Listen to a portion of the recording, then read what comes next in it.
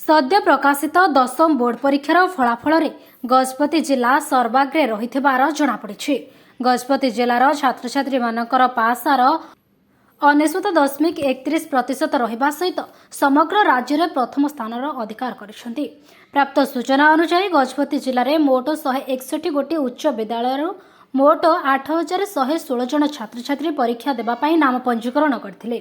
सेमानंक मध्यरु 134 जन छात्र छात्री परीक्षा रे अनुपस्थित रहिथिले।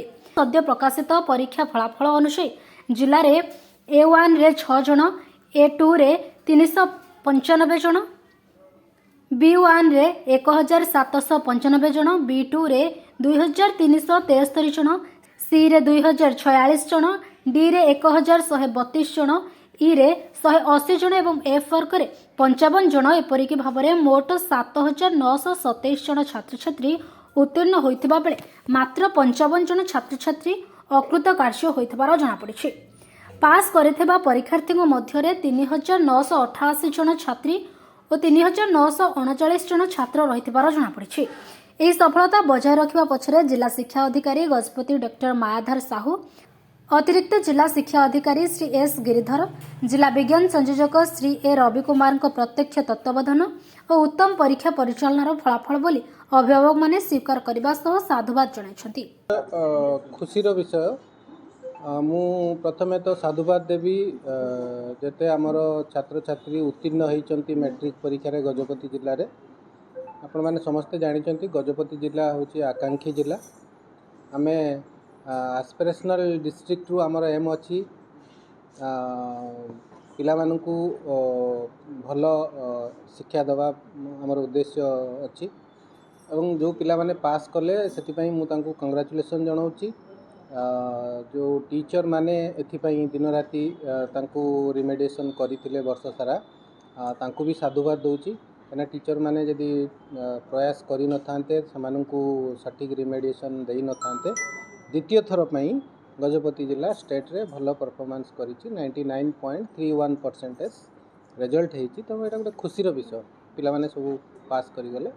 जो पिला माने रही गले 55 जन पिला हमें देखिबु तांको केमती रिमेडिएशन करिकि से माने नेक्स्ट मैट्रिक परीक्षा दे परिबे।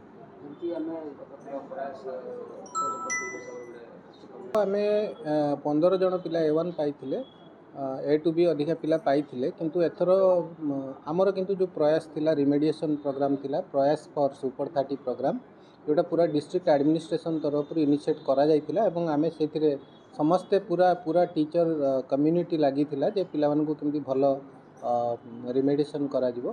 तो से प्रोग्राम आमर सेथिरे आमर उद्देश्य जदियो A1 पाइबा पई नथिला, आमे चाहूतलु किछि पिला A1 पाइले आमे जेति की खुशी न होबा। यदि बहुत पिला को जो माने लो अचीवर अच्छी लेवल ले तांको आमे आइडेंटिफाई करिथिलु। गुडाय मॉक टेस्ट भी करैथिलु वर्ष सारा।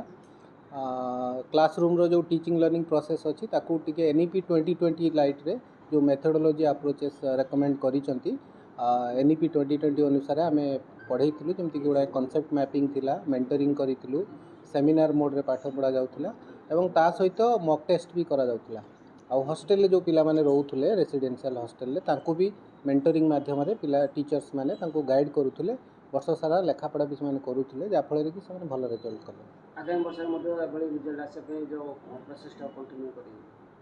हाँ प्रोसेस चलिबो। आमे 9th रु आउ टिके फोकस करिवो। जदि 9th रु पिला मानकु फोकस करा जाए तो निश्चय से माने तांको भितरे जो डाउट्स थिबो बा क्लैरिटी रे हो किछि हार्ड स्पॉट थिबो जोटा से माने प्राइमरी स्कूल बुझी पार नथिबे तो सेठी जदि आमे फोकस कर दबा 10th बेलकु तांको कष्ट होबनी कोनोसी कांसेप्ट बुझीबाकू।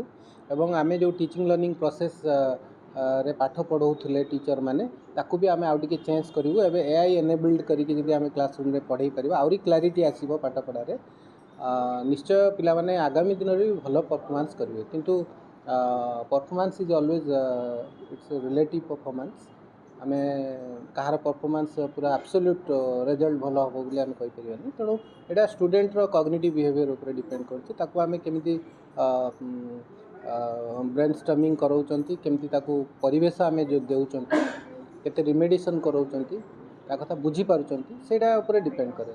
बापा माँ को भी मु साधुवाद देवी जो मैंने कि सपोर्ट कर पूरा टीचर मान को पिलांकर सक्सेस से समस्त को श्रेय देवी पूरा एंटायर टीम सुपर 30 गजपति जो टीम थिले प्रयास फॉर सुपर 30 प्रोग्राम तांको भी मु धन्यवाद दूची पूरा डिस्ट्रिक्ट एडमिनिस्ट्रेशन को भी धन्यवाद दूची जे से परीक्षा परिचालन में हमको पूरा सपोर्ट करते होलहार्टेडली आमर एसटीएम कलेक्टर सार भी हमको इंस्पायर करते ये सब भल कम करिया तेणु यहाँ गोटे आमको एग्जाम्पल सृष्टि है आगू आगामी दिन में आम टीचर मैंने बहुत इंस्पायर्ड हे से भल कम करेंगे हेल्दी कंपटीशन भितर हम गजपति विवेकानंद बेहरा रिपोर्ट खोला खबर।